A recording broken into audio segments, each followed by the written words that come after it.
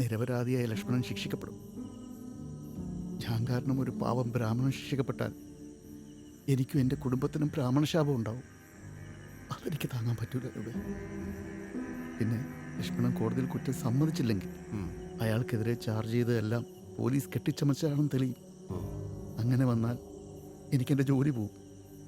ഞാൻ ജയിലിലാവും, ഉറപ്പാ. ഇപ്പൊ കുറ്റം സമ്മതിച്ചാലും ഇല്ലെങ്കിലും സാറ് വിടും അല്ലേ? അതെ. അപ്പൊ ഇനി എന്ത് ചെയ്യണമെന്ന് സാറ് പറയണം.